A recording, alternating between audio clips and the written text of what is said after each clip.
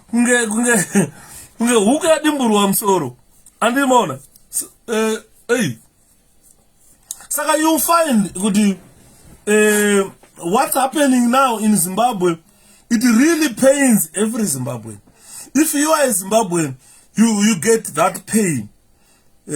Pollard has got exactly mkoma alavu magona.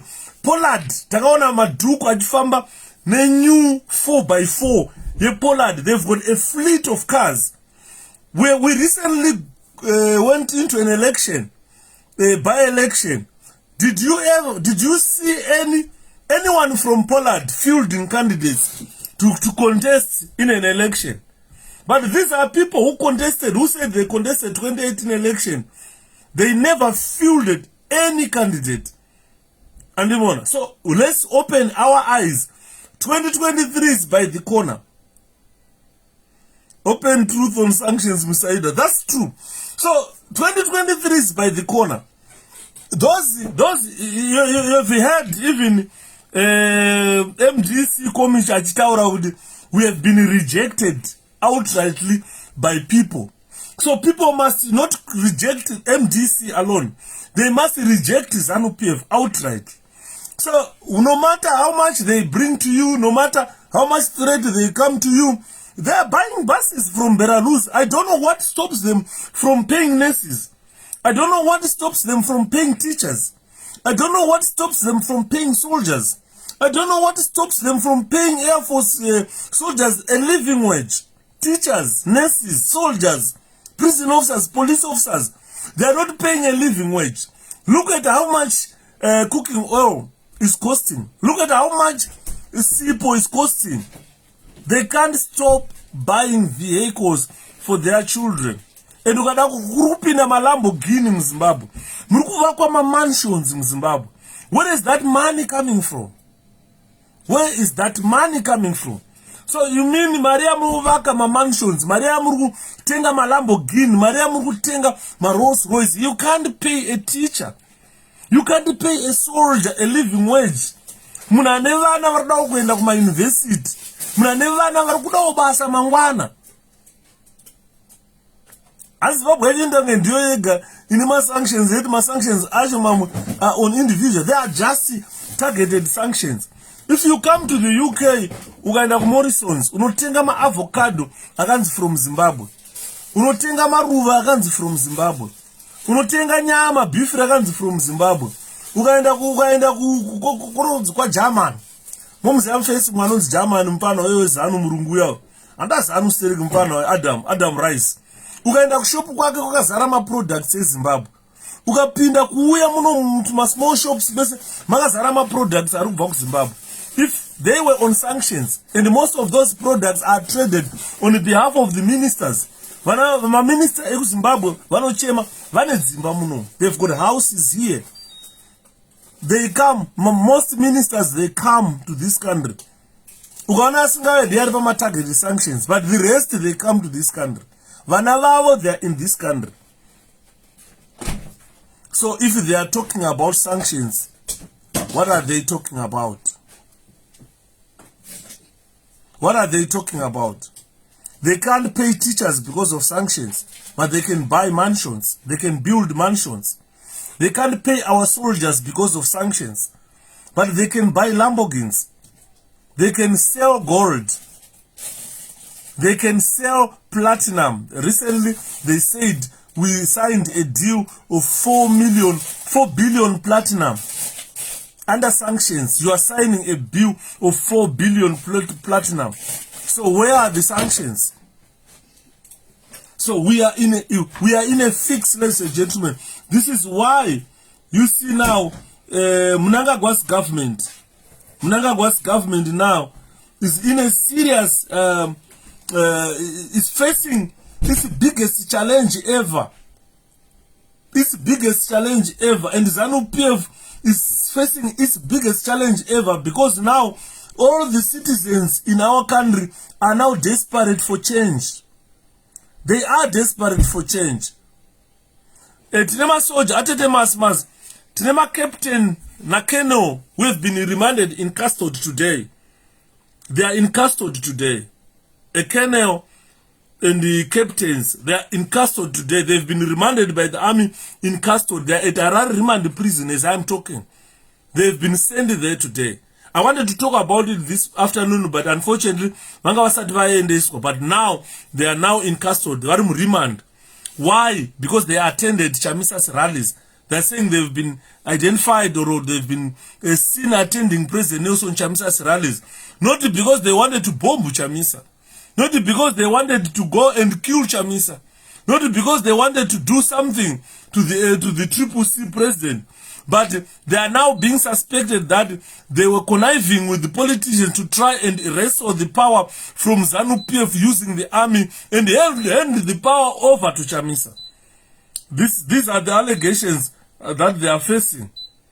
So I'm not going to mention them today, but tomorrow I'll come with their names so that people would understand that Captain so-and-so, Colonel so-and-so have been locked up for being 𝗙𝗵𝗺 members. People are frustrated. Our economic situation, it just affects the army. It just affects the police. It just affects the salaries of the prison officers and teachers.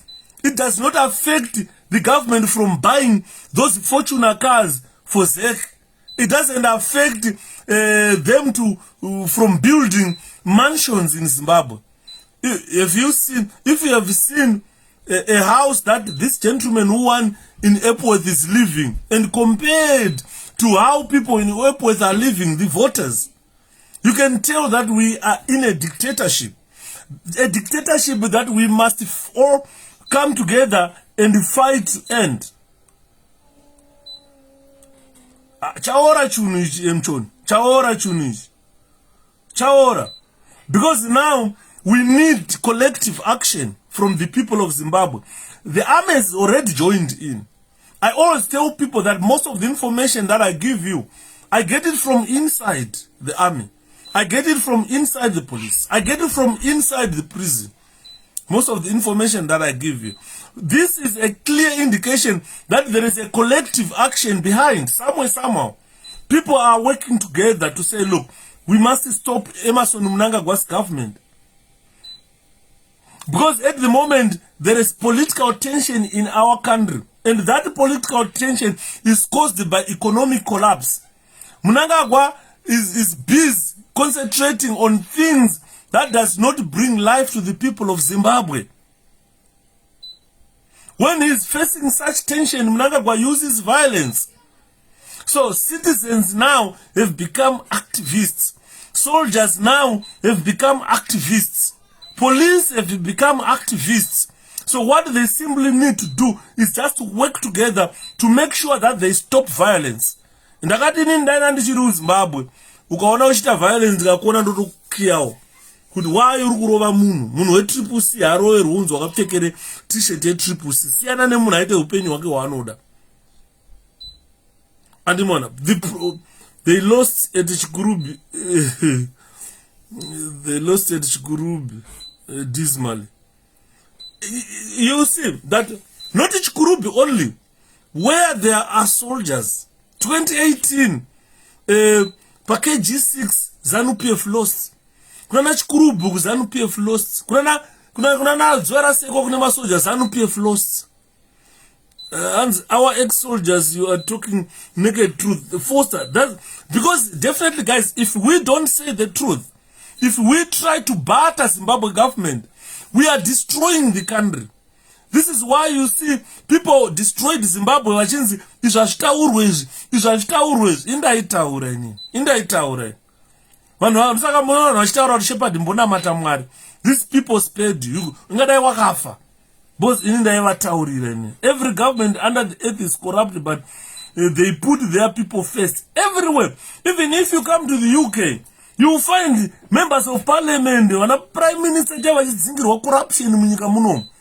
But if you come to the UK, you will find that the government put its citizens first.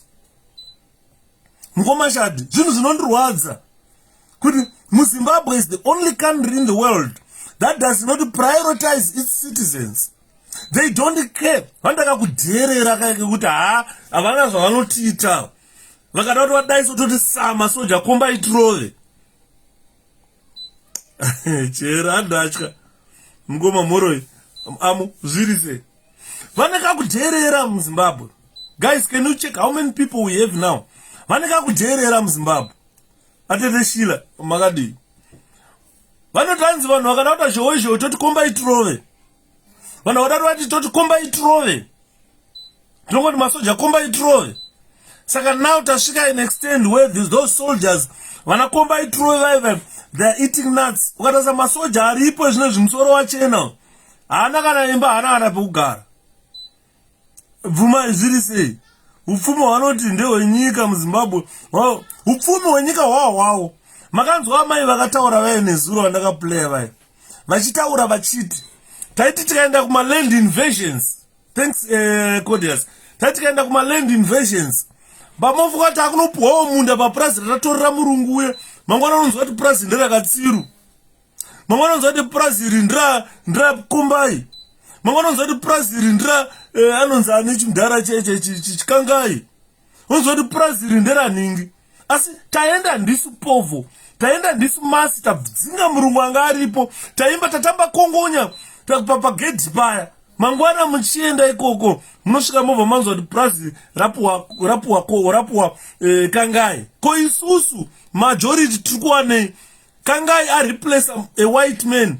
Black skin replacing a white skin. And the black skin continues operating in a similar way the white skin was operating. Apana vamwe vanhu vese vapuwa land. 3,500 farms went to 3,500 ZANU-PF people. And the rest you were just used. Kunotambiswa kongonya vakadzi vachizunziswa magaro. Unoti ukaona vakadzi vari kuZANU-PF vachizunziswa magaro. Unoti ya. Kumbako hakuna kana chekudya. Mabhurugwa yaboka hana kana mari yekumatenga. Boots yacho katomi kakapfekwa kachitambiswa kongonya. Uri kungoenda kunorara nenzara katomi kabvaruka huna chekukatenga nako. Mangwana unenge wapfeka patapata wakunotambiswa kongonya uchizunziswa magaro. Andini muri kuona?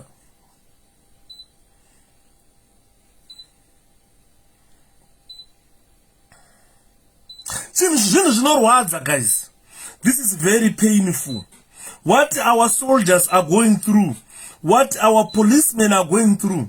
Nakanchiverenga a report yekunzi masoja vamwe vacho vapfurwa vakuvadzwa.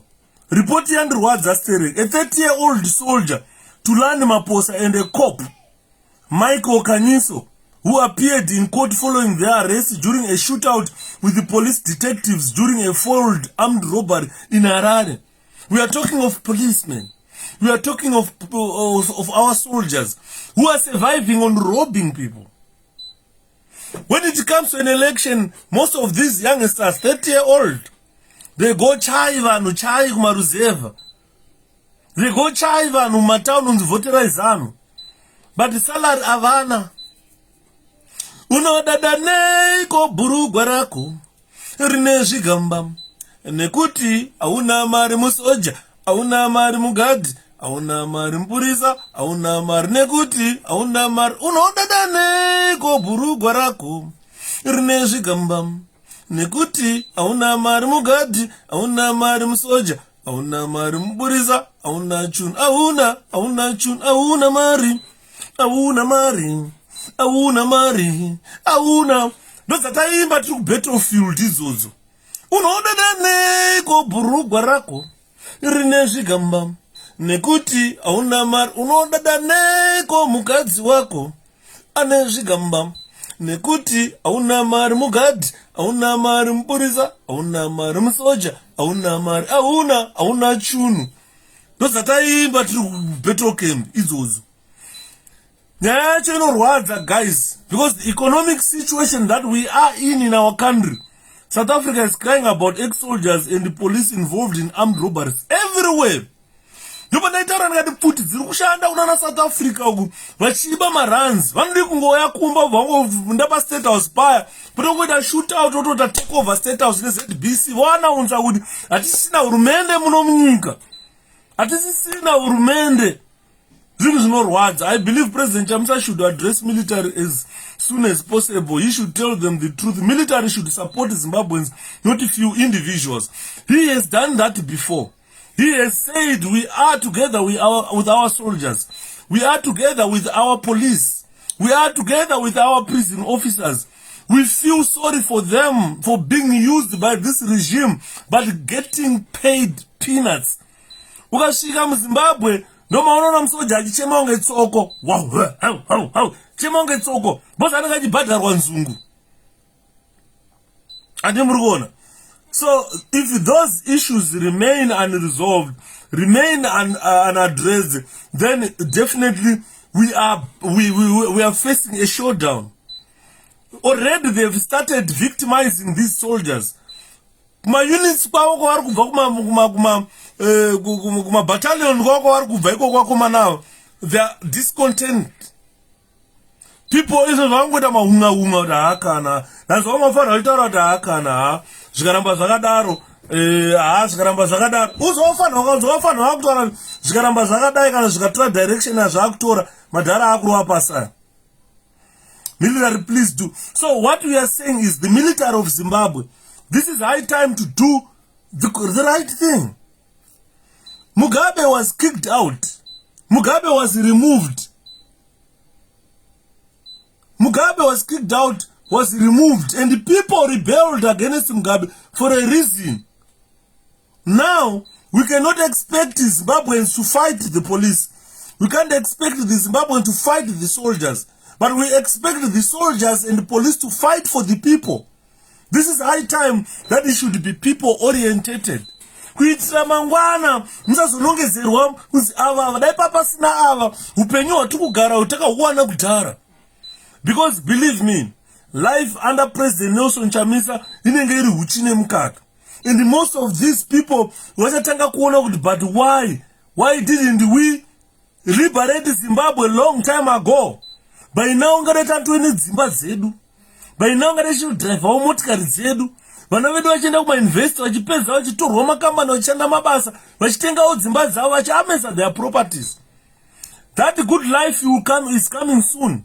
And you guys are going to realize it. Kuti apa unenge wachena musoro sewangu. Musoro wati mbu. Down below wati mbu. pasi pemhuna panenge pati mbupa mustachi panapa wotanga nemahapu wasimudzaso unenge uchitanga benzi andiriona saka unenge wakutanga kufunga kuti guys saka all along what were we waiting for unenge wakufamba nemotikari yako uchidya uchi nemukaka munyika yako nyika ichizvarwa nyika yeZimbabwe and that life is there ndosaka maona ndakachitaura I was talking about a video this afternoon pandachimboita a walk kuti ndimbosimba ndanonoka kudzoka I was talking about a video yapostwa nemwe mupana wekuZANU-PF akachitaura the issue about David. So I was just correcting this idiot because Bible usanyeperwa maBhayibheri tinawo mzimba uwana pabuda nyaya yekuzi David ZANU-PF iri kukota Bible kale ndichoenga ari kukota Bible. Go and take a Bible and read for yourself. Don't wait for someone to come and explain what is written in the Bible, which you can read yourself. As this analytical chemistry, yekuti analytical chemistry ndofana kutishwa na professor kana doctor anoziva kuti icarbon iyo ichizva usingazive kuti piki yakati inenge yakamirira chii. Haisi DNA analysis inoda munhu anonyatsoziva kuti ko piki inorevei. Urukunzo iBhayibheri which is written in a simple format, you can read it. Andiri maona nguva ndozvatiri kutaura pasikadwa homi nguva iri kufamba. You guys in the army, your time is ticking. Those in the police force today, your time is ticking. Those in the prisons, your time is ticking. Look at what is happening to you in the prison services. Unaona munhu apedza service akupromotwa kupuwa 2 bars 3 bars. What is that? Rengi yawangofanirwa wakapfeka iwewe une 2-3 years mservice ndo yawakupuwa wasara ne 2 months yekubuda basa. You have been used and damned. You've been used and damned. Our military is being used and damned. Look at their children. Join the military today. Tomorrow you are saluting that child. Go and look for kudani qualifications. Na qualification which you know fura yako iwewe. Saka you are being used and damned for nothing. This is high time you guys must make very good decisions. If you don't act now, you will never act again. And unenge wakutova kudhara tiri kuprimary kune vamwe vana vairamba kuenda kuchikoro taivasvotesa. Unoziva taimba kuti chi taisvotesa tichiti hande kuchikoro kana warambidzwa unofa wakadaro usina kudzidza mabvudzi sengundu dundundu setara unofa wakadaro usina kudzidza. Taizviimba kudhara tiri magrade 1 grade 2 kune vamwe vedu vairamba kuenda kuchikoro. Vamwe vana mai vacho vanga vasingavhaliwe kuendesa vana kuchikoro ingoti zvechikoro zvei because havana kukura vachiona kunaka kwakaita chikoro. Saka at the end isai tikavaona vachitamba chipepa murodhi vachibva kunoraura kubata fishi netumutu vachipinda vamwe vachibva kunonhonga chitsambati. Taibva ndo vatainge tichiimbira takabata tumabhuku tichibva kuchikoro ndozvataiimba tichiita izvozvo. And I'm a full member here. I'm here to mark the register. I'm present. Attender Takawada. Thank you so much. So now attending Chamsa's it's a corruption in Zimbabwe. It's so this not words so Franco Fernando Zirize. This is not words. Could imagine someone just attending to listen to the opposition president speaking. Chamisa anotapira zvakataurwa namai vai. Nambuya vai zvikanzi mwana anotapira. Ukanzwa achitaura teerera. Compare my speech and Rona ED. So far you have got a collection of ED speeches since Aida president of Zimbabwe. You've got a collection of Chamisa speeches since Aida opposition president. Take both the speeches, play this and play that, compare and contrast. You can tell. You conclude that we have got a right president in the opposition and a wrong president in the ruling part.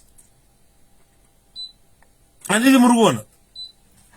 Saka nyaya dzatiri kutaura pana unongoyuzwa kunzi boost why? Bu. Hanzi komba itrove. Saka hapana anything articulated of moving our country forward. We want a president anotapira, who has got a vision for Zimbabwe, who will tell you that in 3 years time tinofana kuita ane motorway, tinofana kuita ane airport pakati nepakati, tinofana kuita ane bullet train yedu inenge ichimhanya chitima chichikrosa kubva Bulawayo kusvika Mutare in 2 hours. That is very possible. We have got a train here in Middlesbrough, a bullet train that goes 2 hours to London, a distance that I drive for 5-6 hours by road. That train just take 2 hours from Middlesbrough to London. If I want to work in London, ndokwira chitima cha 6 o'clock, 8 o'clock ndam London ndakuenda kubasa. Ndokwira chitima kana cha 4-6 o'clock ndapamba ku Middlesbrough. You enjoy life. Anditi mona. Munyara zviri sei, hanzi murume mukuru. sekuru wa boy. Or buswa bu, abeno do buswa unos bubu, burini.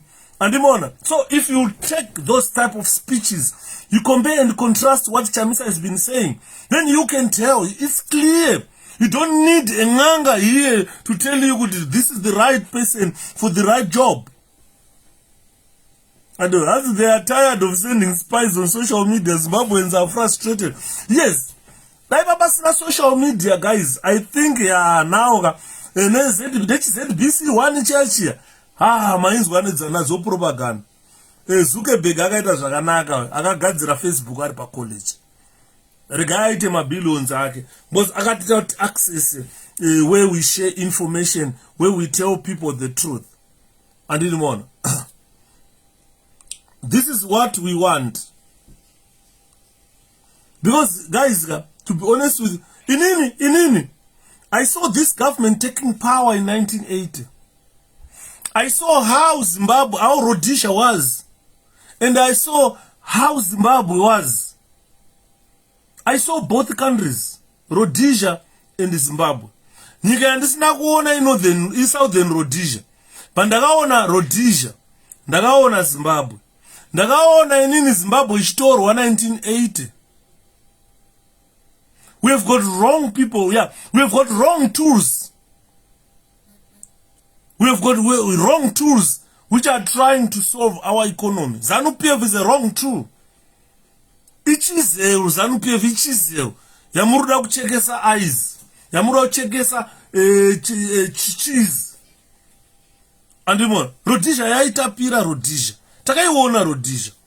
Takaona Zimbabwe. I was there in 1980 when these people took power. And we thought we are free because we dealt with the white rule. But we were dealing with the white skin, replacing it with oppressive black skin. Now our soldiers are earning peanuts. Masoja akudara waitukatasa skin yao na nasi walipo ma pictures. You look at this skin, wamasikana kamsoja kanofurizo kachidona nemepo. Vaidya balanced diet. Vachi exercise, vachidya chikafu chinovaka miri. Vachihora mari dzaikwana. Masoja, maticha, by then, maticha ndo vaiona motikari. Waitukasvika ukaroi, ukasvika unzi panapa ndepa nyamufukudza panapa. Paive neBenz. Apa ndepa chibuku apa, vamakanika pane 323. And hanzingoma tiri kuda action yakadai yenyu from our MPs vasarudzwa starting from yesterday. Ngavakubatsire basa please Taneta. Thank you so much Sekuru Dloya. Thank you so much. Ndo zvatoshitaura nema MPs edu. Kuti vakomana ma MP edu kana musingakwanise itaiwo kana ma live on Facebook muchitiradza ma constituents enyu, muchitiradza kuora kwakaita Zimbabwe, kuora kwakaita road. You understand? Inini kuno kundoita ka program noko muka kusenda ufunga kuti nhasi Mazimba rekani mbovaratidza road, rekani mbovaratidza bridge, rekani mbovaratidza dam, rekani mbovaratidza a small dam pari kugadzirwa magetsi atiri kuonesa aya. Don't drive Rhodesia dry. Pakaoma Sekuru. Saka I show them here. I show them everything. Our members of parliament must emulate this. Show us your constituents. Get in your fortune. Take your phone. Go live on Facebook. And drive around. Show people. Road zekunana high fields. Kwa yonetara. ndakakura tichienda kufiyo kwabamnini vangu waiti ukasvika iko kwageza waiswera the whole day wakatsvukira uchifamba mutara chete. Kukaroi waiti ukageza wangopinda murodhi warine dust taizora vaseline waiona dust ranamira paukadzoka paipa woda kugeza futi kurara. But nana Highfields iwe waifamba uchifamba mutara unoswera uchidzoka kumba wakatsvukira usina kana dust. Andei muri kuona?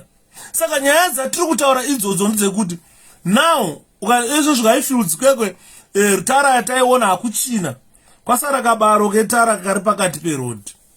Then people say this is the freedom that we fought for, this is the independence that we wanted. So you wanted independence yekudestroy. Ndo zvinhu zvatiri kuramba izvozvo. Andimo ndosaka muri kuona masoja edu ezvinezvi vakupepuka vakumuka. Ukaona senior rank yakaita sacolonel captain vachatenda marallies eopposition vachida kunonzwa kuti kuri kunzi chine vakuru venyika tine vane hope here because masoja vakatrenwa they assess kuti zvikutaurwa naChamisa izvi zvine hope here mangano. Can we give him the country? Can we let people vote freely and choose Chamisa? Andimona ndosaka mongana ndakataura ndikati in 1980 Kenan Sodindo Banana was 44 years and he was the president of Zimbabwe. Vana Mnangagwa were 32 years but aivari ndiye ari in charge neintelligence. Saka vaChamisa vatokurisa vatokurisa vaChamisa ngana takavapa nyika vane 40 years pavakauya vaChamisa vachita president 40 years ago vane 40 years dai takangovhotera Chamisa tese takangora overwhelmingly choose president Nelson Chamisa. Nhasi uno kutaura kwatiriita kubva na 2018 kusvika nhasi ingadai nyika yadirwa huchi nemukaka kutaura kwatiri kuita. Unosandanzwa someone achitaura guys, I don't know how much you want me to keep on telling you. I don't know how much you want to keep me telling you guys. Ndakanzwa ZANU-PF thinks it's a joke. And I always see hope watching one of videos. It's a shame about ZANU-PF. A shame, yes. Let me tell you this. I heard President Nelson Chamisa addressing people in Murewa when he said, yes, we went to America. We met with Donald Trump. He promised us 15 billion. Right. ZANU-PF, they think it's a lie. Every time when they try to decampaign President Chamisa, they point at that speech to say Chamisa is a liar. He said he will get 15 billion from Donald Trump and so forth. ZANU-PF, they don't know that recently IMF said it is going to release 1 billion to them. Then they say 15 billion is a lie when they are given 1 billion, which is not even a loan. They don't even need to repay it. It's just 1 billion being injected into our economy by the IMF. Other countries are getting 5 billion. Other countries are getting 15 billion. Other countries are getting 20 billion from the IMF injecting into their economy. Kune mari dakutaurirai kana mamusikazive. Zvakataurwa na President Chamisa is 100% true. Nasi vaChamisa vakapinda mupower. We have got mari dzakabatwa dzatisingakwanise kupiwa because of corruption and looting in our country. Mari dzitaimbopiwa but hurumende yedu yaimisusa mari. Ndo mari dzavailuta.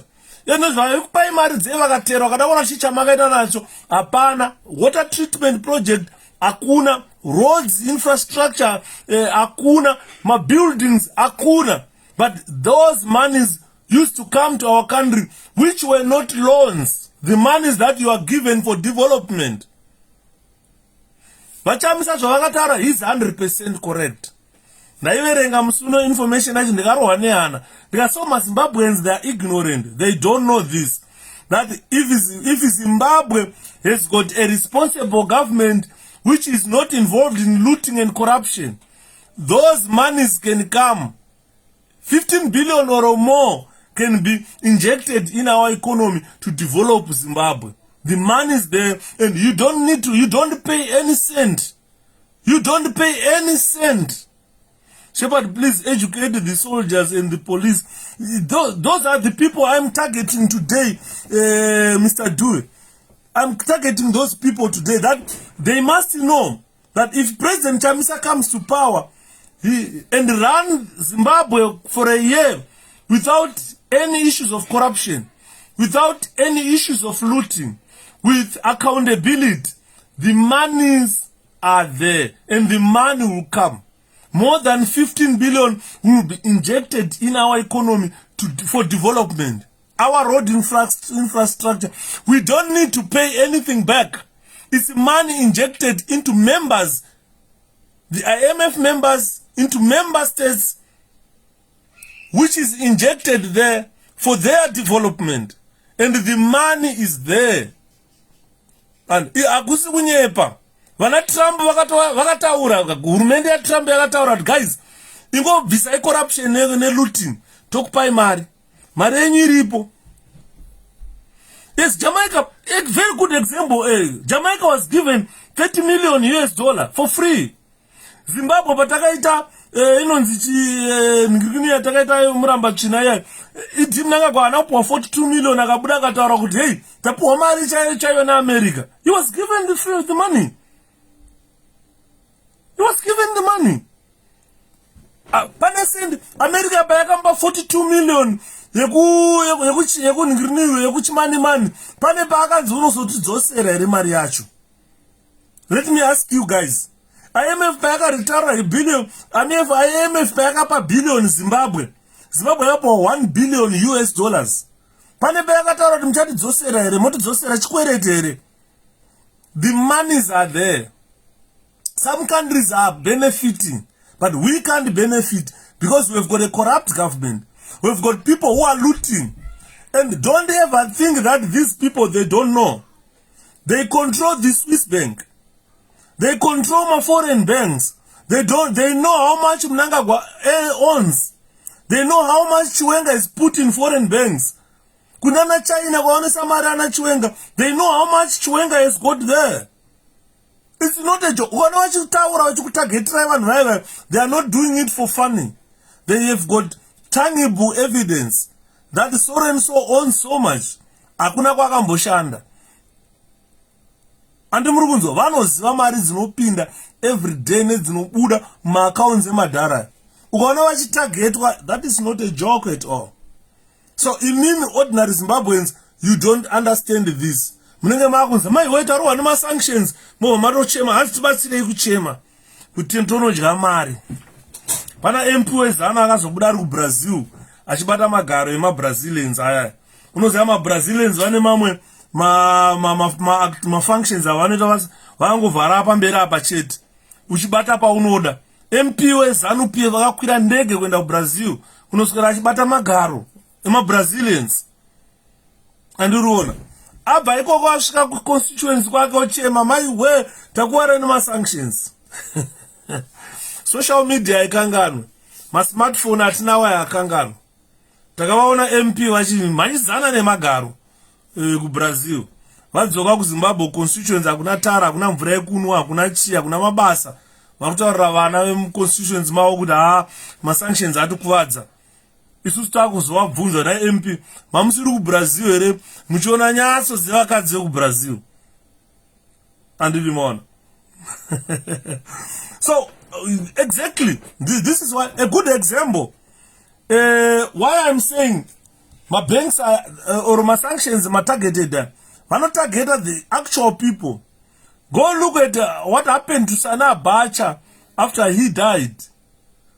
About 2.6 billion was returned back to Nigeria from 𝗖𝗵𝗺𝗀's account. All the money that 𝗖𝗵𝗺𝗀 looted. Imagine, daipane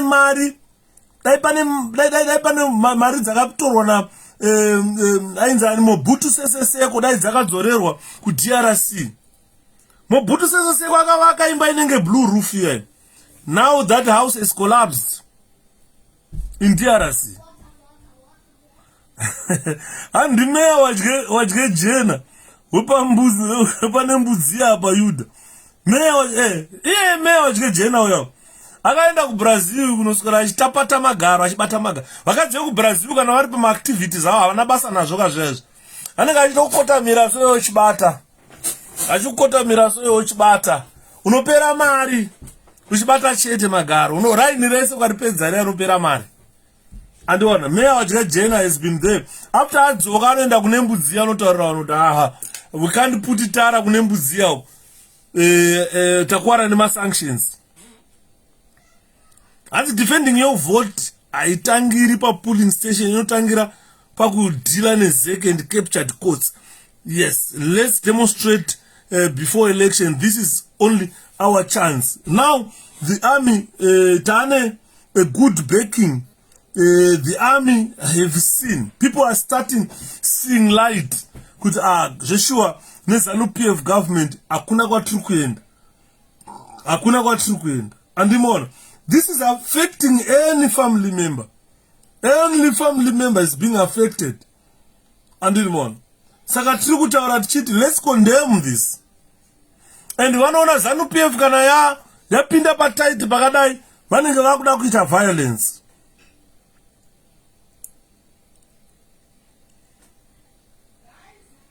Vakuda kuita violence. Nazoshamisika nhasi. Natiziti April Fool's Day here nhasi. Mufesi waMonzora uya aizviti ndiye chairman weHarare province. Abuda achitaura zvikanzi Monzora cannot be a leader. Andiri maona. Saka pane zvakawanda masoja nemapurisa. Vamukanya vakataura. Unoziva ndopa ndoti ndikatarisa mhondoro inonzi Thomas Mapfumo ya. Ndobva ndagutsikana kuti vadhara. Mukanya akataura mukanya. Akati guys inzwai. Masoja nemapurisa. Pakati wasong handikwanise kuiridza because ine macopyrights. Yakanzi masoja nemapurisa. Nhasi maakuchema. Nhasi ndimi maakupinda mumajeri remand prison kunorumwa nenda. Unoziva ukaona uchivharirwa ukaenda pakavharirwa kujeri unotanga kuma cells, kuma police cells. Paharare Central Prison, Paharare Central Police Station paipa mudenga muyama. Kwakaenda madzibaba kweko. Usiku hwese unorara uchirohwa netsikidzi. Tsikidzi nenda zvorara zvichikunwa. Kuseni unenge wakurwa nenda. Unoswera zuva richipisa kunge kukapisa unorwa nenda zvekurwa zvezve. Saka unenge uchikwenya kana vakamborumwa netsikidzi vanoziva zvandiri kutaura. Unokwenya kuzvimba uchikwenya miri yose uchikwenya warohwa netsikidzi usiku hwese. Mangwana womuka warohwa nenda. Woswera inda ikakurwa unoswera uchikwenya. Vamwe netundakwenya ipapo. Wabva ipapo unobva wanzi in custody uenda kuremand. Kujeri kunoenda dzakadai zinemiswe. Kunoenda dzakadai kunemiswe. Ndakati musi ndiri paremand prison paya. Ndobva ndadaidza vasungwa. Taiyo ndiri muyadhi tichicleana yadhi. Saka vamwe vasungwa vasingacleana vanenge vangogara muyadhi muyamwe. Vamwe vachiimba, vamwe vachiverenga mabhaibheri avo, vamwe vachiita sei. Saka ndakatora chikoko chematches.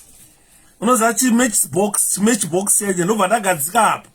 Ndikati kuvasungwa ndikati ngatinhongei inda tise mubox icho. Unoziva kuti ndakashamisika. Vasungwa vacho vakabvisa hembe so achidzitanha kudai so kuzadza chimatchbox cheche nenda. Dzimwe refu dzine miswe. Andimona. Ndokwakuenda macaptain. Ndokwakuenda makenel edu. Nenyaya yekunzi vaatenda rally raopposition president. Vakunzi maakuda kubvutira nyika. Vamunangagwa kuti mupe vachamisa. Hanzi vanhu vezanu vanozoba zvinorwadza mukoma. Do you remember that finance minister ainzi 𝗥𝗶𝗿𝗄𝗺? Ndakamuchengeta paCentral prison. Aipfeka tumagrasi so mudhara we𝗥𝗶𝗿𝗄𝗺. Ndakamuchengeta paHarare Central prison baiba. Chitaura naye every day kuti mudhara achitaura ngoti ipolitics wakomana. Ipolitics dzikambopinda kunzi hadzinenge dzanamawo futi mbuya Grace ameno nyaya dzaKuruneri dzakawanda. How much is our support from top military chiefs yuda? Takabata Ngoma Tasara. Musoro keke takabata. Ndosaka mchona any information ichilika chakabata kuna vakuru vatotaura navo vane kora dzine misodzi. Ava takabata very few vari kuyakuya vasingatisapoti. Vasingatisapoti vashoma vari kuyakuya vazhinji ndevai vakapedza service. Saka vapedza service they are hanging mess yaMnangagwa because vanenge vacheka vanoextenderwa every year. Saka vandozara vangotaurisa anobva anonzi tatoterminata peka uende. Saka ndo vazhinji vasingatisapoti ndo vanozviti ndo mawo veterans acho. Saka vazhinji vacho vazhinji vari kudenga kwego vanhu vakapedza service. What they are just waiting bye kunzi hurumende ikachinja vanorova pasi. And they vanojusa every day. Ukatosvika ukanzwa chinzi uri kujusa ukaenda kuprison police army ukanzwa chinzi uri kujusa ndo vanenge vachijusa ivo vanhu. Ashi please no. Bye. Close my door baby boy. Thank you. Saka we have got a substantial number of generals vari kuti support. Ndosaka muchiona kazhinji kacho unongoona kana phone call kuseni so kaka you so mpana the thanks chef ndo kata phone. Saka tinotaura nedzimwe ngwena dzekuti autozonzwisa kuti ngwena idzi ndakambozi nemwe mudhara zvikanzi why do you wear army regalia when you are doing your presentations. Ndikati it's not army regalia in this country. Is t-shirts tinonoraurisa ndokwati kana takunda unoraura tinoraurisa takapfeka t-shirts. Andimona belt randakapfeka here harina badge rakabviswa badge harina badge. It's not kana radai so it's not an army regalia. Mabareta anopfekwa kana kuenda kuchechi kune machechi anopfeka mabareta. Izvi zvikamaflash izvi kunogwa zvisi zvearmy izvi. Izvi tinoenda kunoraurisa. Toraurisa hove kana ndakwenda kunoraura hove nendakarwa full combat yearmy. Ukandiona ndakapfeka camouflage noti hamusoja ndichiraura hove ndakagara zvangu paipe. Saka izvozvezvo kunoku it's not a crime, it's not an offense. Unopfeka zvaunoda muno munyika. Andoona. Saka zhinji kacho kana ndada kudiscussa zvinhu zvinoite chekuita nemasoja nemapurisa ndofana kupfekawo something chekuti they can accept me kuti mumwe wedu. Ndakazonzwa ainzi aniko sekuru wangu journalist wakuti hausi musoja iwewe. Ndikati aiwa ndapota ari ndiri musoja here. Handisi musoja ndiri muZimbabwe. I'm a citizen like you. So every citizens belong to citizens to coalition, citizens coalition for change. Every Zimbabwean. So far, I safely say we've got 15 million members. And out of those 15 million members, varikuti vandazano ndo varikubuda ma citizens. They are no longer citizens. Ava against citizens. They are the enemies of the citizens. And on. Because once you start paying allegiance to ZANU-PF, you are a willing tool of brutality. You'll be brutalizing people. You'll be brutalizing citizens.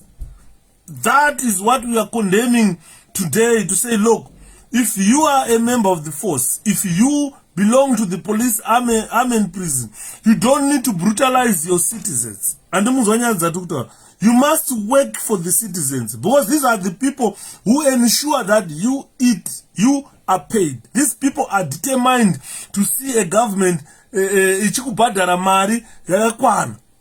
So what you just need is, we just need your attention as soldiers. We just need your attention as police officers. We just need your attention as prison officers. We know that you have got a lot of grievances, and those grievances can never be solved by ZANU-PF. ZANU-PF government will never address your grievances. If you are a member of the police, if you are a soldier, if you are a prison officer, if you belong to the Air Force, the ZANU-PF government that has failed in the last 42 years to address your concerns is not going to address your grievances.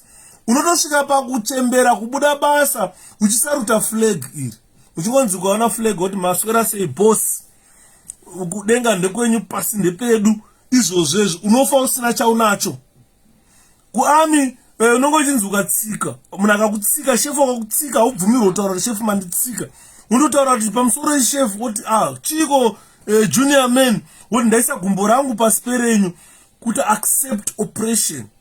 Because if you accept peanuts as salary, you are accepting oppression.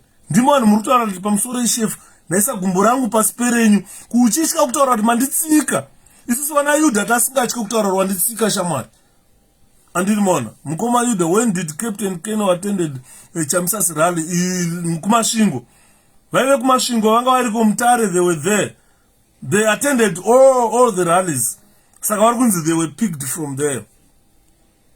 Andiri mona. Saka handizoti kuatenda rally kungave neproblem here. Kuatenda rally kwashefu akuintimidate government. Because kana abvisa uniform anenge akuita zvaanoda. I'm a citizen of a country. Andiri mona. Saka, ladies and gentlemen, this is what we call the end game. The end of ZANU-PF is nigh. The end of ZANU-PF is nigh. The popularity that the 𝗙𝗵𝗺 has gained since its formation shows that this is a government in waiting. And if you look at how President 𝗙𝗵𝗺 has been addressing issues of corruption, issues of looting in our country, he is on the right track of taking over the reins of Zimbabwe and usher a prosperous government in the next 5 years. So it's all up to you now. The ball is in your court as citizens of a country to make sure that you have pushed 𝗙𝗵𝗺 to become your president. You have pushed the 𝗙𝗵𝗺 to form a government. And for them to form a government, they need they need your vote. If you don't vote, there is no good life. Imagine life under ZANU-PF for the next 5 years. Kana ndiwe kutambura kwauri kuita nhasi. Kutambura kwauri kuita nhasi. Imagine more 5 years under ZANU-PF. What are the charges of those soldiers? And all soldiers should not be intimidated. Vari kunzi yo vakatenda, they are actively involved in politics. Vakatenda ma political rallies. Ndo mhosva vari kupomerwa.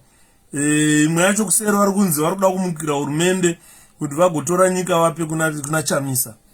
Saka by tomorrow I'll be having a full document if all goes well. I'll be having everything if goes well by tomorrow. So I'm just keeping my fingers crossed. Kuti ndaitsemura because vaiswa kujeri nhasi, vaiswa kuremand nhasi. There are only 4 of them vaiswa kuremand nhasi. Vari vakararamo izvozvi. Zviri kana pane magajeri ari pabasa ari kuvataura kuti Yudha waitsemura nyaya yemafesi. Anditi maona.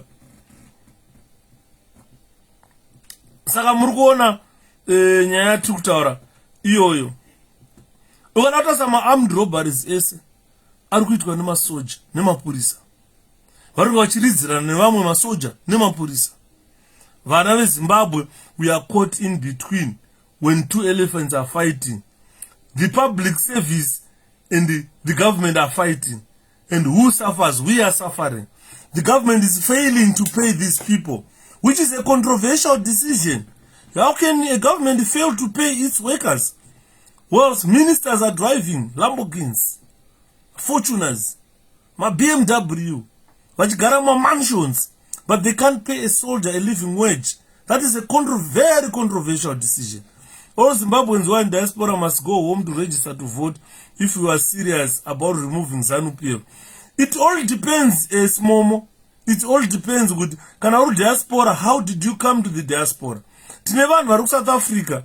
Vamwe vasina nemapassport. Vakangoita border jumping kungonotsvaga kuti dai ndangowana randi rekuti vana vatenge shuga. Such people, it will be very difficult for them to travel to register to vote. Vana Shepherd Yudha, inini kana tiri ndiso vanotanga kusvika muZimbabwe kaisusu kunovhota. But imagine kuti ndire prohibited immigrant in my country. Every time ukaenda kana paFacebook pangonozwa kuti chakubata chero ndowangwara. You understand? It all depends. Is there an update from Madzibaba Shandugo? He is fine.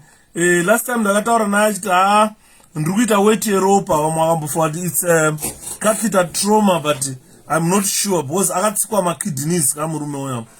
aitsikwa mabhora achitsikwa vaingotsika pese pavanofunga kuda kutsika vakatsika vachidzima mweya vachimbovhara mweya kubloka mweya and so forth. Saka a lot achiri kuda matest ekutariswa kunzi achiri sei, but I think is fine.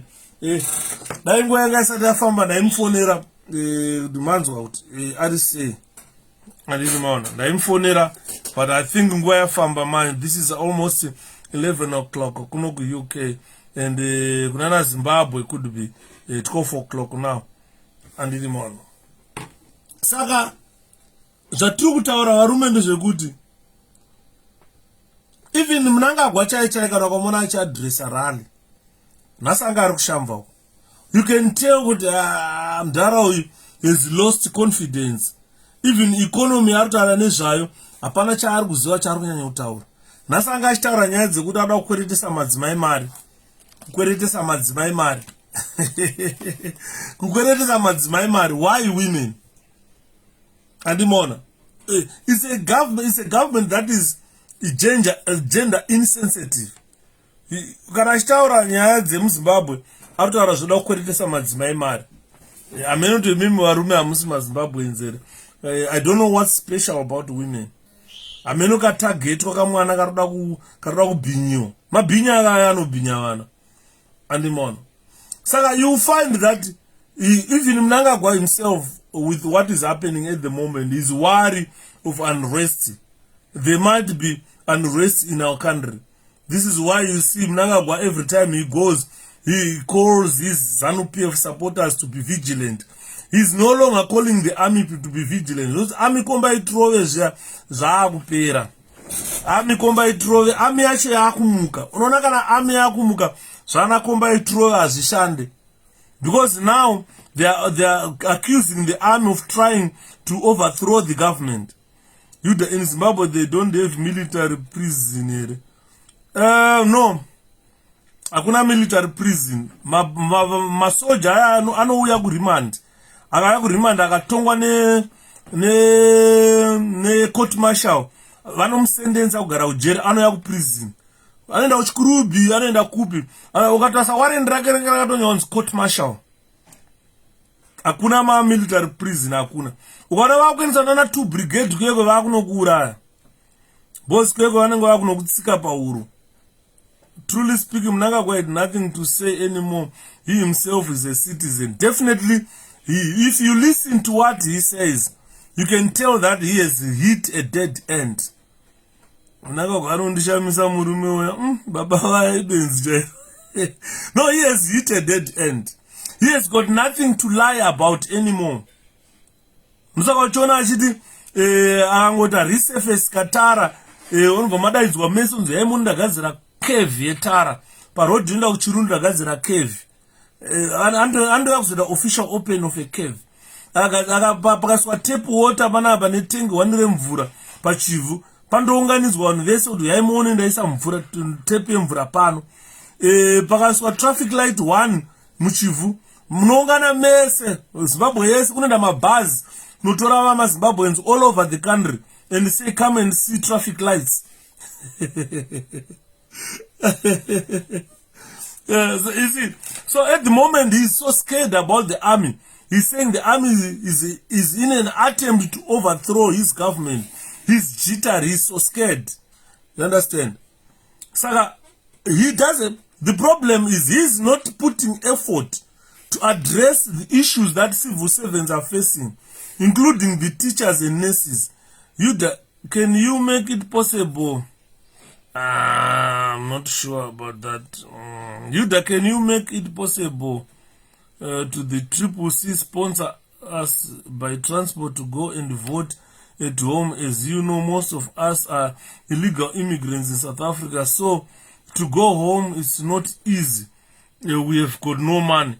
That is the problem that we are facing at the moment. It's about sponsorship. Zikatara unoti ndi president. Zvinorwadza kuti unoona apa angotwa resurface karodi kekuchitungwiza kaikai. Kunodaidzwa nyika yese. Mabhazi anotumirwa pasi rese kunounganidza vanhu. Pamberi neZANU, pamberi tatu yaimone Tara, president vaisa Tara. Zvatopera atopa speech vanhu vakutokwira mabhazi vakudzoka.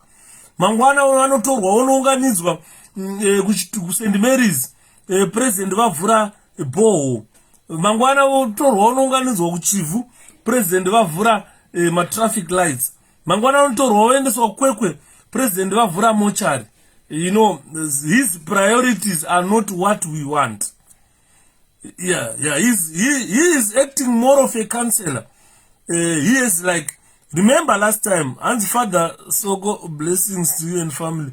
Thanks, daughter. So, if you see, last time I was talking with the problem that we had is we had a president in Mugabe's form who set up the president's bar higher than any other individual in Zimbabwe can achieve. The only person who can surpass the bar that was set by Robert Mugabe on the presidency is Nelson Chamisa. This is why even Mugabe endorsed Chamisa.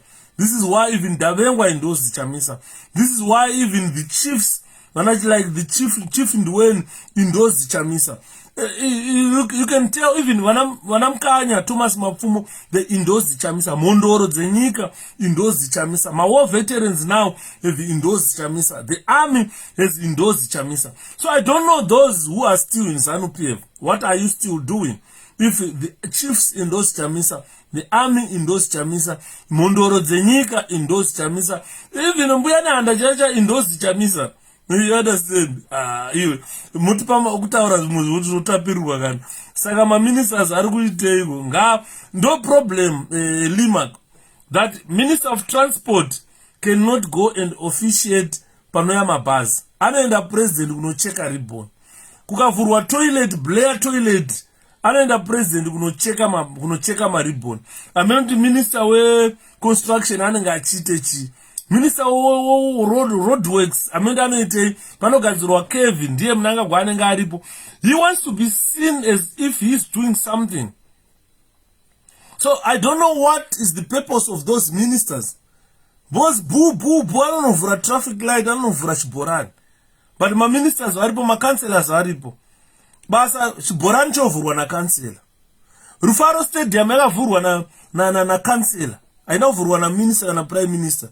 Rufaro Stadium, a 50,000 seater stadium, first of its kind in Sadak. Yakavhurwa nani? Yakavhurwa na councillor Mwarare. Sure, that's kuvhura classroom. Adidimona. Zvinhu zvaanovhura, he wants to be seen as if he's doing something. But he doesn't put his effort on real issues. Issues like civil servants' grievances. This is why we're gonna anzoenda nega carpet. Anesa red carpet. Pasati papera kugadzirwa road. Parutanga kucherwa anesa red carpet. Kunodyara muti. Munanga gwanisirwa red carpet unodyara muti. You understand? It's a problem yekuti Mugabe set the bar too high.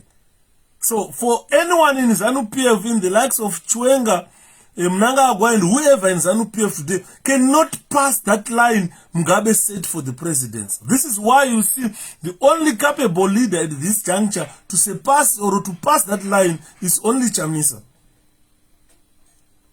Inwanu ngatimbozivai zvimwe zvinhu naye. Ngatimbozivai zvimwe zvinhu. So this is why we are saying vachamisa ivaipo baba kubatsira nyika yeZimbabwe. Vana veZimbabwe vachema. Vana veZimbabwe vakuda kuti nyika yeZimbabwe ichisununguka. Ukaona mauto vakata sema captain, ndagara ndichitaurira mupana wangu. Mupana wangu akangopuwa captain recently. Ndagara ndichimutaurira kuti mupana renge wapuwa iyi ndo inotora nyika, ndo inotonga nyika. Kana wa captain wakutanga kutonga nyika. Captain unotonga nyika. Andimona. Saka if you see my junior officers vari muarmy at the moment now, they've got grievances. Vari kuchema wafana vaya. Kune vamwe vakaenda kuborder guest vakanotrainwa vakajoina army vaifunga kuti kune zviriko. Hakuna zviriko. Kana nyaya yaMai Chiwenga yazomira sei. Mai Chiwenga Mary, nyaya Mary inonetsa. Nyaya Mary inonetsa. Problem in Mary has got too many secrets. And those people, they don't let her go outside because they know she won't come back. and anosvika kubva ati bvuma secrets aya baba akaloda mukadzi uyo akaloda zvodai mai vacho nababa vacho vaiziva vaingotsvaga marecording machines votongomurekodha achitaura masecrets acho. What ZANU is promising people now is what should have been done 40 years ago. Now they can see 𝗏𝗏𝗺 apinda, they are promising and doing senseless activities to lure people back. It's not going to save 𝗖𝗵𝗺𝗀𝗺. Whatever 𝗖𝗵𝗺𝗺 is saying now is not going to save them, because we are judging them by history. What have they done for the past 43 years? What have they done to the nation? Where are the people in terms of development? Are we in schools? Those who went to schools, are you in jobs? Are there factories? Are there innovation, research and innovation? What factories are there? What are we producing for export in our country that can earn us foreign currency? Quite a lot of things that we should be considering. So if you critically analyze ZANU-PF government to see kuti chii chavakaita chekuti vanhu vangaramba vachivavhotera, what has ZANU-PF offered? Totally nothing. And if considering when they came to power, how they came to power, what have they done to the people of Zimbabwe so far? What they only did is just establishing invalid governments, establishing unreliable government, establishing a government that has never earned credibility the entire life ye Zimbabwe. They just changed the ministers. Kwapinda mtema, kwapinda mtsvuku, kwapinda mupfupi, kwapinda murefu, wanakaikonda nani vakava ministers technocrats, hanzi technocrats. Unoona kuti dai ZANU-PF yanga iri kugona kutonga yakamboisa anonzi technocrats. Vana Joseph Made vai vakambopinda apo vachinzi technocrats, vanhu vane degree in agriculture. Now they produced nothing. They did nothing to the country. Taione vana Chidzero vaione degree finance. They did nothing to the Dr. Chidzero did nothing to our country.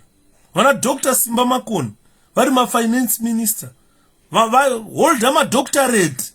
They did nothing. Kwakabhoya technocrats chete yekuti wainzwana kurunero vachinzi financial guru, but they failed Zimbabwe. Kukaya vana Gideon Gono vainzi vana Dr. Gono finance, they failed Zimbabwe. You understand? So kutadza kweZANU-PF, kutadza kwokuti musoro wefish wakaora, hove ikaora inoora musoro haichadyiki, ndozvakaita ZANU-PF. At one time we had technocrats in government who failed dismally. And saka mana takutaura chiri kudiwa kuchinja is the leadership of a country. Mukatarisa how many ministers imbotarisai since 1980 kusvika patiri kuti ministers finance mangani, ministers state vaihedha masiyawo vangani, ministers akaita zvana water development and agriculture vangani, vana maimujuru vakambohedha mvura yamakona yatakunwa sewage yai yakaurawana namaimujuru avo. Hatichadi president wezvibhorani, hatichadi. Takuda president anounza investment munyika, president asingaende kunotsvaga mabhazi kuBelarus, anoziva kuti mabhazi atogona kugadzira edu. We can make our own buses in our country. Ukaenda kuBelarus, engineer ariko ari kugadzira engine yemabhazi aya muZimbabwe. Ukaya muUK, vanavhuka vari kuswera vachigadzira railway vachiweredha simbi maZimbabweans. But kana muZimbabwe akunzi haakwanise. Engineers mazhinji ari kushanda kwese uku engineers akabva paUniversity of Zimbabwe. Hanzi izvavo vari kudaidzira kuti support unit nechikurubhi makavhoterani kwakaipa. ZANU-PF is doing things to people and not things for the citizens. They are a complete failure. Exactly. So ZANU-PF has completely failed. What we need is good leadership. We need a new leader in our country. Atishada vatongi takuda leaders, because vatongi taneta nawo atina mhosva yatakapara kutiramba tichitongwa. Toda kutungamirirwa, tichada kuramba tichitongwa. Saka kutongwa kwokunzwa kuti ucheuke wobva wasvika tsvimbo mugutsi ukada kuti uite sei obva wanzi 𝗙𝗵𝗺𝗀 izvozvo ndo zvatiri kuramba. What we need is independence for Zimbabwe. What we need is independence for the citizens of our country. Our citizens don't want to be bludgeoned on daily basis. They don't want to witness all these unnecessary deaths in our country. What we are crying for is a prosperous country where the opposition can do its business. Opposition more. We will allow ZANU-PF to do whatever they want. We cannot stop them to mobilize people. We cannot stop them from sharing whatever they have with the people of Zimbabwe, as long as they are a Zimbabwean political party. So surprisingly, if you see the way that they ban 𝗙𝗵𝗺, vachamisa avabvumiri kufamba kubva muHarare kupinda muNyanga, road dzinenge dzakavarwa. Vanenge vane mazitombo nepfuti zvokuridzira chamisa kuti haukwanisi kuenda kuNyanga. We are talking of a Zimbabwean who wants to go to visit Nyanga. Chamisa is not allowed. Visit Zaka, he is not allowed. Visit Masvingo, they don't allow him. Saka tikutaura kuti ZANU-PF ngaimboita opposition. Vaone how an opposition is treated in a country. You don't treat an opposition like an enemy. We are the opponents. You don't victimize opposition. You don't harass people. You don't harass citizens. There is no need of punishing citizens. We have been detained and the citizens are in detention today. I'm talking about the Army 4, the colonel, the captains and colonels who have been locked up at Harare Remand Prison for attending Chamisa's lecturers. Why are you punishing them? Why are you victimizing them? Why are you putting them in detention? What wrong have they done? Vatadzeiva now. Andimon. Nekuti vaatenda kunzwa kutaura kwaChamisa. Saka izvo zvito zvatiri kutaura ngazvichipera. Next government vaChamisa vakataura kuti we want a professional army. We want a professional police force. We want a professional prison service where if you are incarcerated, you know you are already in prison as punishment not to be punished. If army is seen vachinzikomba itrove nemapoliticians, army must resist such illegal orders. There is no one has got right to abuse or punish Zimbabweans for failing to vote ZANU-PF. ZANU-PF is just as good as 𝗙𝗵𝗺𝗀. If someone wants to vote 𝗙𝗵𝗺𝗀, that's fine. But you cannot force someone. You cannot punish someone. You cannot detain someone. You cannot kill someone for supporting and voting 𝗙𝗵𝗺𝗀. That is why you went to war. This is the reason why you guys went to fight. You wanted one man, one vote. This is the one man, one vote. This is the democracy that you went to vote for. And now you are restricting that democracy. You are stopping that democracy. You have reverted back to a white man's rule, where they will say there is no one man, one vote. As 𝗵𝗺𝗺𝗀, you are doing great job. Keep educating the people of Zimbabwe. Yes, they must know. I think they made a big mistake by arresting those soldiers. Mirai muone 𝗵𝗺𝗺𝗎 nyaya iyi ichavapinza busy. Yatoshata iyi. Izva zvipere mushe izvi. Ndozvandachitaurira kuna vanhu ngati iyi nyaya ipere boy. Saka general vatombonditi sebati mbomira kuitsemura ngati ndara tikamirika kuitsemura vakomana vanofawo. Vakomana vanoshayikawo. Mangwana ukaenda parimandi ukanovatsvaga vawane. Vanofa vakomanawo. Saka best thing is let's let the country know. Let's let the world know that there are soldiers who are being punished, who are being detained for attending President Nelson Chamisa's rally, for listening to the president of their choice. You understand? Saka mandataura kuti iyi ndoitsemura ndirege kuitsemura. Vambonditi Shapiro ndikati ndara mirai nditsemure kana. Inimi izororai chete iyi ndoitsemura. Imi mangwana ingondisenderai manames vakomana. Chete indaitsemura ndatopedza. Mangwana tobva tatodaidzira kuti ko captain inga havasi mumujerere. Why? Ari kutsvagei murimandi please. Anditi maona. Another issue that I wanted to talk about. It was an issue about President Nelson Chamisa meeting Douglas Monzora. There is an outcry per social media. There is an outcry per Twitter. One Chamisa can usasangana Monzora atidi vanhu vakangana kuti nhasi yanga iri 1 April Fool's Day. Fool's Day kunobudiswa nyaya dzakadaro. Vanobva vafunga kuti maiwe kani maiwe inovachamisa vatengesa vanhu vakuti ayo today it's April Fool's Day. So nyaya dzachitaurwa dzamonzora meeting President Chamisa bearing the hatchet. Please don't follow that. We've been made fools. So if you believed on that, you've been made a fool. But Yandru Taura, it's not an April Fool's Day. It's very unfortunate. Could Zaitika in an April Fool's Day, Masoja Achivarirwa, our military being persecuted. They are saying, Isustakawa Taura Gatwakumana. Manachiwenga, a good example. Chiwenga Mumtara informed that you are a politician hiding behind army. Why can't you leave politics? Why can't you leave army? We have politics. Politics we bear our knuckles. At not sitting there. Are we never sit kana one chiwenga and the mon. Askiya isu tango gara tazona gara udi nema. Zaziri nema zia. Saka vanhu vanga kuchema vanhu kuti maiwe zvino chamisa zvazodai zvino chamisa maiwe adidimona. Saka tine problem chete nemasoja edu who are being involved in politics neZANU-PF. ZANU-PF inofana kuziva kuti kana ndichinge ndabvisa uniform ndaenda panzapa zvandakuita ndezvangu ndega. Ivi kana makunditevera manje kuti yo haufanira unoteerera chamisa achitaura makuita breach my fundamental rights. I've got rights to association, rights to do whatever I want, rights to association, freedom of speech and so forth. Those rights cannot be taken away by anyone. You understand? Saka kuma barracks kweduko kwa Peter Chando ZANU-PF yakupanika nezviri kubuda mumabarak. Andimona Zimbabwe National Army, guys, it is a very important institution.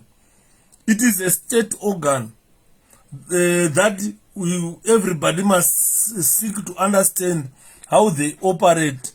And so they must maintain what we call professional ethics. If they don't maintain that, then we have got a politicized army that the people always condemn.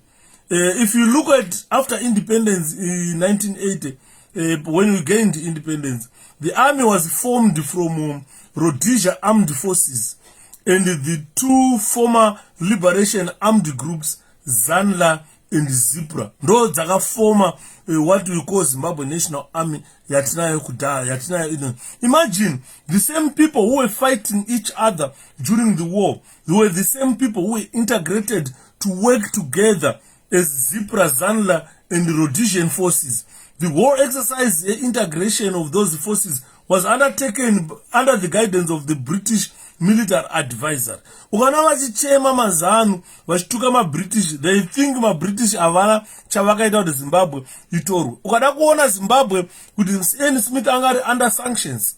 After integration of our army, kwakapuwa training nema-British, pakabatsirwa kusama policies ne-organization of our army. But ukanzwa vachitaura vanenge vakuchema havachadiwo kuti vamwe vanhu vati participate in politics ivo vaive ma-politicians. If soldiers, police and ZPS are not supposed to be political, why then do they have to vote, especially forced to vote for ZANU-PF? Exactly. I'm here Mkumatipe as one of the people to testify who were forced to vote for ZANU-PF. You understand? But these are democratic rights. They mustn't force them to do whatever ZANU-PF wants, but they must let them do whatever they want. Your heart tells you who to vote. Not good is Ningi must tell me who to vote for. And in morning. So nyaya dzatutaura inyaya dzakaoma, guys. Dzekuti chakunesa type of recruitment our army is receiving. Ma-intakes e-army zvinezvi vaimbotora vana vavo kuna prison kwaingonzi vari mukembi nevana vavo uyai ndokune ma-families and families of prison officers ikokuya nema-ranks acho zvinenge zichingopuhwa vana and so forth. But hondo yatakutarisana nayo now ndeyekuti inzwai iwewe baba uri musoja mwana wako musoja, mwana wako musoja, muzukuru wako musoja, kwakaroora muzukuru wako ese masoja, one of you akafa pakamba, muri yese inobuda kuenda kurufu. Mukasvika parufu muchichema, hapana anenge ari nani kupfuura mumwe. Taiziva kudhara kuti marufu, hanzi when my brother was attested into the army and he was told that as a soldier was apolitical, not involved in politics, unless this has been changed now. It has been changed by ZANU-PF Atete Melody. Why? What changed is that when we were supposed to be apolitical, like what involved, what got me into politics. Ndakagara muKembi ndaiona kana kuchinzi kuri kuendwa kumusangano weZANU-PF, vanhu vaibuda magadheni vakapfeka matisheti eZANU, vaipuwa bhazi, vopinda mubhazi voenda kumarari vari mumabhazi. Saka inini semunhu akagara asingade zveZANU, ndaingoona vachienda vachidzoka, vachienda vachidzoka, vachienda vachidzoka. Ndobva ndazofunga uri mwezo akati, but why ndisiri kuona muno mune munhu akapfeka t-shirt kana yemwe party? Andimo ndo zvakandipa shungu dzekuti let me be different, let me go for MDC. Andoona. Saka unoona kuti ZANU-PF ndio inoita kuti vanhu vazove involved in politics, because they do it openly whilst other people are watching, and those people would want now to go and participate otherwise. Saka iwo kana vasikada kuti vanhu vave involved in politics, ngavasiye zvekuenda makamba vachipa vanhu magaje nemapurisa nemasoja matisheti eZANU vachivadaidza kuenda navo kumarare eZANU. Ukarisa marare eZANU ezvino zvari kugadwa nemagaje nemapurisa nemasoja, vanenge vakasangana vakakomba vanhu. Vanhu vakadaro vari yowonzi munorohwa nemasoja, vanhu vatane nzara toda kuenda kumbanzi munorohwa nemasoja. You understand? Zvese izvozvo zvakatangwa nembwa yainzi Zvinavashi, ndo yakatanga zvese izvozvo. Saka guys, what time is it now? It's 11 o'clock. Hanzi thanks brother, muri kutivhura pfungwa. ZANU-PF killed all people around you and I just saying sorry. Pakaipa mwana wamai, pakaipa.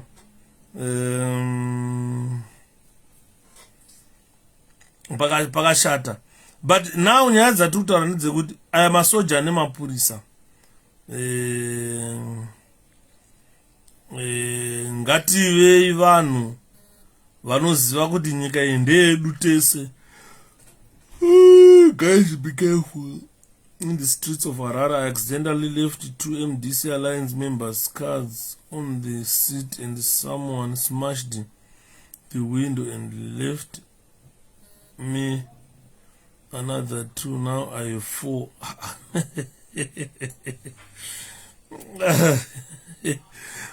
As ndakasiya 2 ma-MDC Alliance card, munhu ndobva asmasha motikari yangu akaisa mamwe 2 ipapo, ndane 4 makadzi. Pakaipa. Saka nyaya ndanotaura, let me finish by talking about 𝗖𝗵𝗺𝗺. I'm going to play this audio. Ndozodiscuss kana ndichinge ndaplaya audio iyoyo. I can clearly state that 𝗥𝗲𝗺𝗀 is dining with ZANU-PF. He doesn't want to do anything that makes the party have a lot of support. Whenever he stands in the podium, he is found to be busy attacking Nelson Chamisa. Not at one point did I ever hate 𝗥𝗲𝗺𝗺𝗀 attacking ZANU-PF. This clearly made me believe that 𝗥𝗲𝗺𝗺𝗀 is an appendage of ZANU-PF. Now I come to the issue of abuse of funds. Since the time he has been receiving government grants, he has never funded the security department.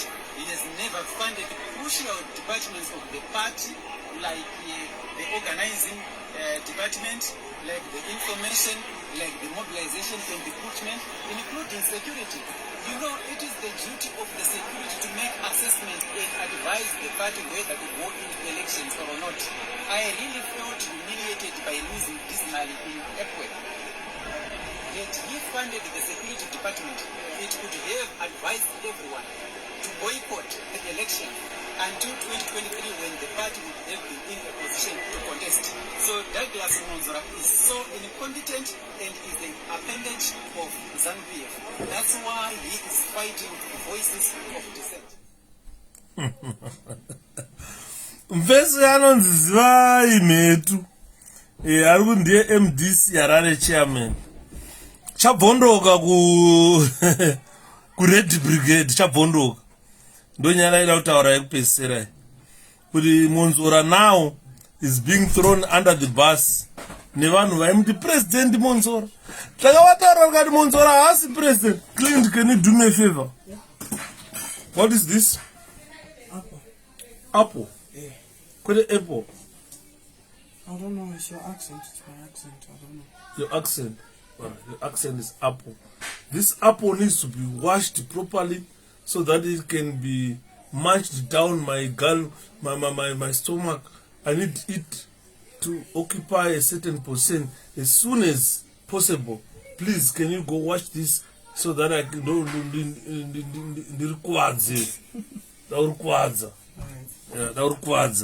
Hi brother, remember to take medicine and rest. We need you again. Same. Thanks 𝗵𝗺𝗺. Tomorrow we will be back. So I just wanted to play this audio.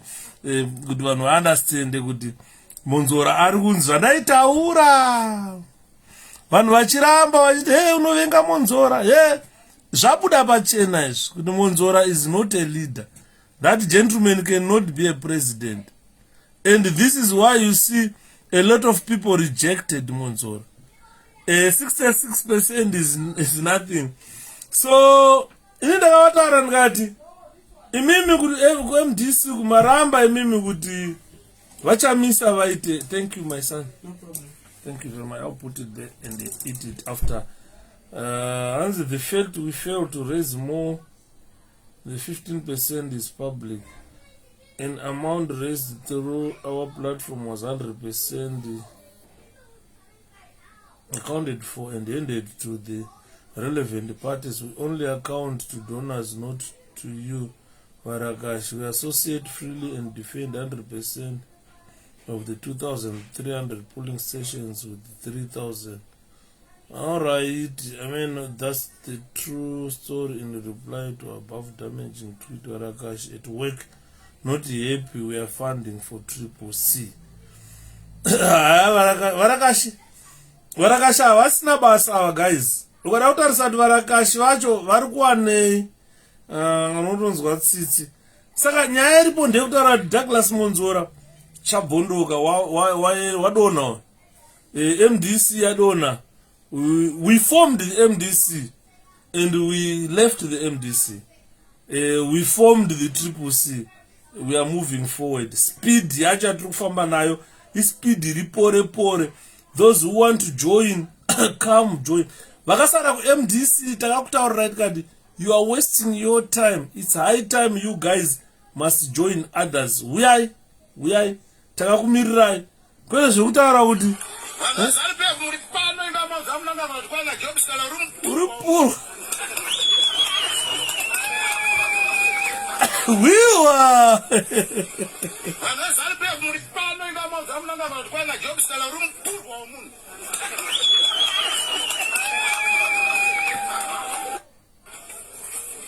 ngoma give takaona 19 seats ma-parliamentary seats. Ma-councillors hana basa but takaona 19 ma-parliamentary seats. Ndiso aona chamahwinya vacho.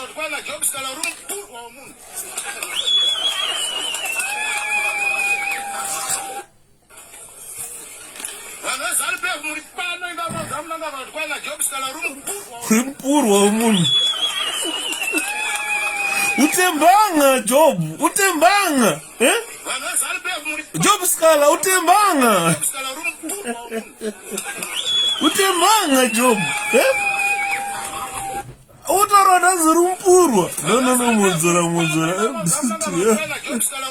Urimpurwa umunhu.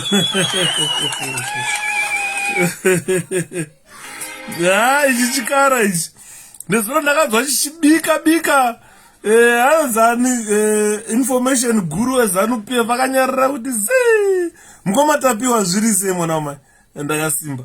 Saka guys regai ndozorora ndopota chiwedzera time chiwedzera mbichana kusvika ndanyatsoita gwindiri chigwindiri wauya zinu risina hama tatovhira musango dzvinyu gdiriwo rairo vanogara mudhiriwo dhiriwo rarembanje vanogara mudhiriwo dhiriwo rairo vanogara mudhiriwo dhiriwo rarembanje vanogara mudhiriwo vakomana vanogara mudhiriwo dhiriwo rarembanje vanogara mudhiriwo usatambe navo vanogara mudhiriwo dhiriwo rarembanje vanogara mudhiriwo dhiriwo ravakomana dhiriwo rarembanje vanogara mudhiriwo dhiriwo rairo vanogara mudhiriwo dhiriwo rarembanje vanogara mudhiriwo vakomana vanogara mudhiriwo dhiriwo rarembanje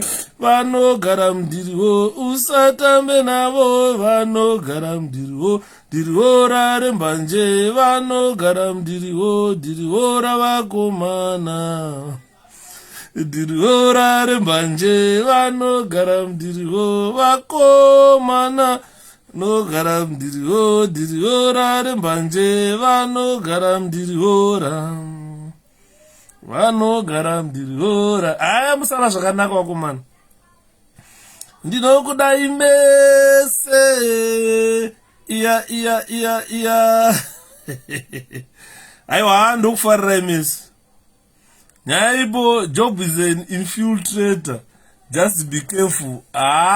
Tete Helen please musadaro so musadaro ma infiltrators nomaziva musadaro so vana shepherd ndo takabhodzi tiri ma infiltrators one musadaro vane vakadhakwa usatambe navo vanogara mudhiriwo dhiriwo rarembanje vanogara mudhiriwo vakomana vanogara mudhiriwo dhiriwo rarembanje vanogara mudhiriwo dhiriwo ravakomana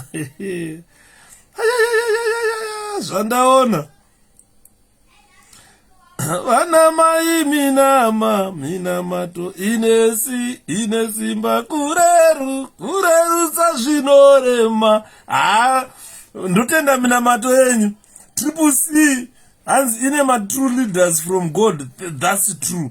Vanenge vakarohwa zvavo vakadhakwa pakapenga vakomana. Inini zvangu zvanhasi ndapedza